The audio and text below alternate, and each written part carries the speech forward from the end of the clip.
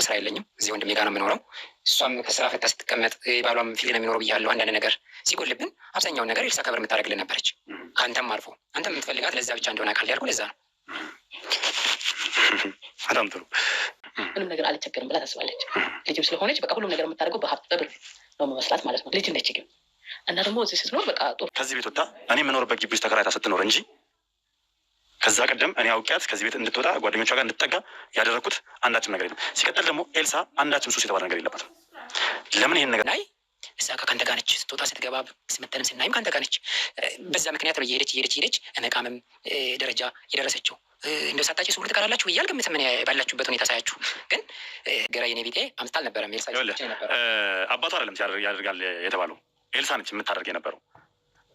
አንተ ማድረግ የምችለው ነገር ያ ንብረት ካለ ያ ሀብት ካለ አንተ ማድረግ እየቻልክ ለምንድን ነው ኤልሳ የምታደርግ የነበረው ነው?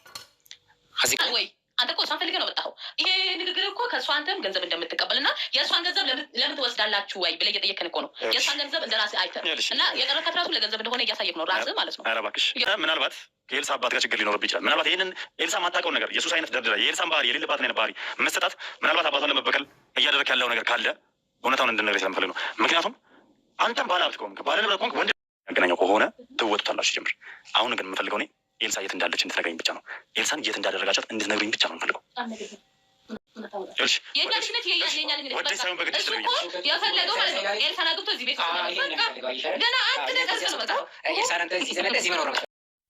አሰላሙ አለይኩም ወረህመቱላሂ ወበረካቱ። ውድና የተከበራችሁ ውድ ቤተሰቦቼ እንዴት ናችሁልኝ? ደህና ናችሁ? እኔ ደህና ነኝ ያለሁኝ አልሐምዱሊላህ። እንዲሁም ክርስቲያን ወገኖቼ ሰላም ብያለሁ። ባላችሁበት አላህ ሱብሃነሁ ወተዓላ ይጠብቃችሁ።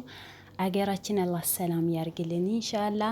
በአዲስ ቪዲዮ ከች ብለናል። ለቤት አዲስ ከሆናችሁ ቻናሌም አዲስ ስለሆነ ሰብስክራይብ አድርጉኝ ፕሊዝ።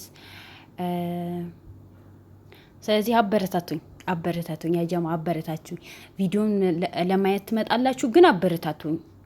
አያታችሁ አይደለሁ? አበረታቱኝ እስኪ። እና ዛሬ ቪዲዮአችን እንደምታውቁት ትላንት የነስራይን ወይም ሉል ወንድማችን ፍቅረኛው እንደተሰወረች በምክንያት እንደተሰወረች አይታወቅም።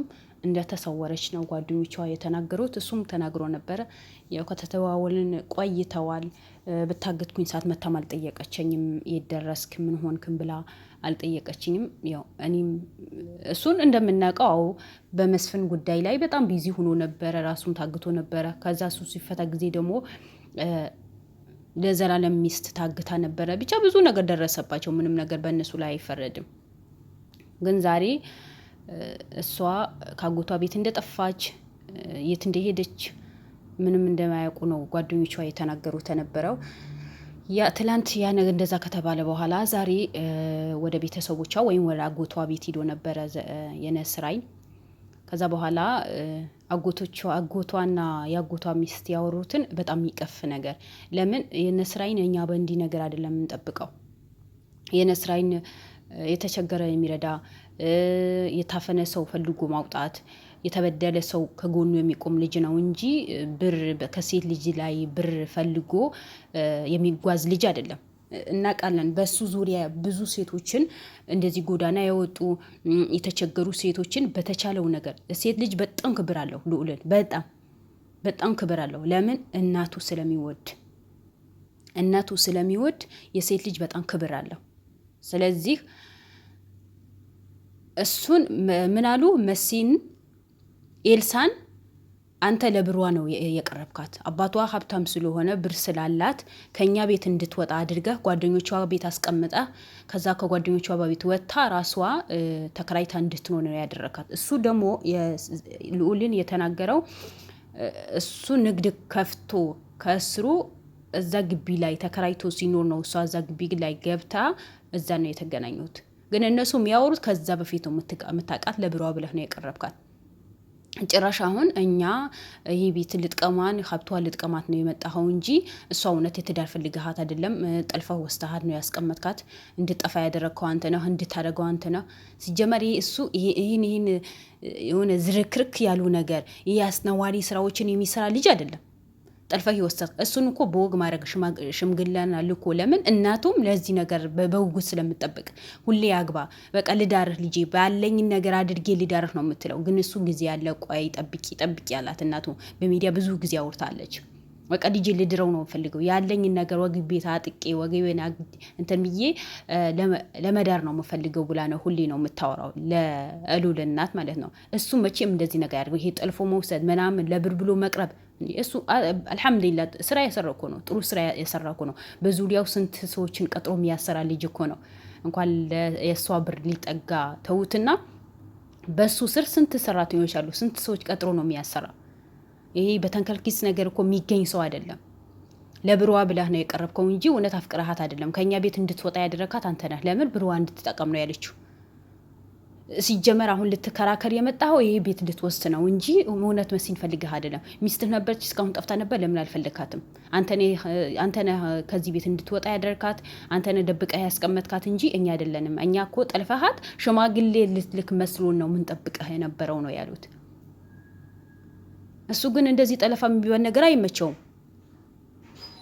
ለምን? በስርዓት ለማግባት ስለሚፈልግ እና አጎቷ ምን አለ፣ ሱሰኛ ነህ፣ ሱስ ጀምራለች፣ ጫት መቃም ጀምራለች፣ ማጨስ ጀምራለች። ያ ከአንተ ጋር ስለሆነች ነው። ለነገሩ ስለ በደንብ ስለማታውቁት ነው እንጂ ለሉልን እንደዚህ ብላችሁ አትናገሩ ነበር። ለምን ሉል ከእንደዚህ ነገሮችን የጸዳ ከሱሳ ነገሮችን የጸዳ ጽድት ያለ ስራውና ስራው ብቻ የሚሰራ ጀግና ነው። እንኳን እኛ በሚዲያ የምናውቀው ስለ አንተ ትንሽ አጣርተናል።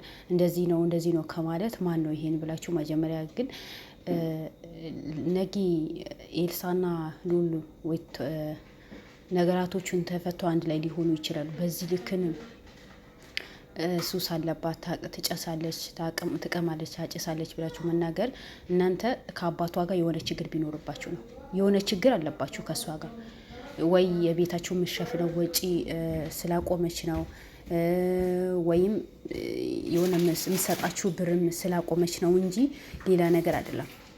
ለምን እሷ ነው የምታስተዳደራችሁ የነበረው። ያ የምታስተዳደራችሁ የምትሰጣችሁ ብር ስለጎደለባችሁ ነው እናንተ በዚህ ልክ። እሷ መሲ ኤልሳ በጣም ጥሩ ልጅ እንደሆነች ለማንኛው ሰው መንገድ ላይ ስታይ የምታለቅስ ማንኛው ሰው የምትደግፍ በጣም ጥሩ ልጅ እንደሆነች ነው ደጋግሞ ሲያወራ እናት ከእናት በላይ የሆነች እንደሆነች ነው ብዙ ጊዜ የሚያወራው የነበረው። ግን አጎት ተብዬው በዚህ ልክን የሌላ ስም ማውጣት፣ የአጎት ሚስት ደግሞ እንዲህ ናት እሷ የጠራችው እኔ አልጠራም። እንደዚህ አይነት ልጅ ነበረች፣ እንደዚህ አይነት ልጅ ነበረች፣ ጥሩ ልጅ አልነበረችም። በብር የምትለካ ሀብታም ስለሆነች አባቷ ሀብታም ስለሆነ ሁሉ ነገር በብር ልታስተናግደው ነው የምትፈልገው። ግን ልዑል ደግሞ እንደዛ ብሎ አይደለም የተናገረው፣ ጓደኞቿም እንደዛ ብሎ የተናገሩት። ግን እናንተ የሆነ ቅይም አለባችሁ። ስለዚህ ልዑል ይሄ ነገር እንደኔ ከሆነ አንተ ሳይሆን ይሄ ነገር ዘላለም መስራት አለበት። በቃ ይሄ ነገር ላይ ዘላለም መስራት ነው ያለበት። ለምን አንተ እዛ ጋር ባወራህ ቁጥር በተናገር ቁጥር ስለ እሷ መጥፎ ነገር ስለሚነግሩህ በጣም ልትናደድ ትችላለህ። ሁለተኛ ደግሞ ጥቅም ፍለጋ የሄድክ ነው የሚመስላቸው። ለምን አሁን ማለት እኮ እኛ አስወጥተ ይሄ ቤት አንተ ልትኖርበት እሷን አግብታ ጥቅም ፍለጋ ብር ፍለጋ ስለመጣህ ነው ያሉት። አየህ አንዳንድ ሰዎች የጭንቅላት ድሃ የሆኑ ሰዎች አሉ። ግን መጀመሪያ ማናችንም አላህ ሱብሃነሁ ወተዓላ ሲሰጠን ጊዜ የጭንቅላት ድሃ እንጂ የጭንቅላት ሀብታም እንጂ የጭንቅላት ድሃ አድርጎ አይፈጠረን። የጭንቅላት ድሃ የሆነ ሰው የሚያወራውን አያውቅም።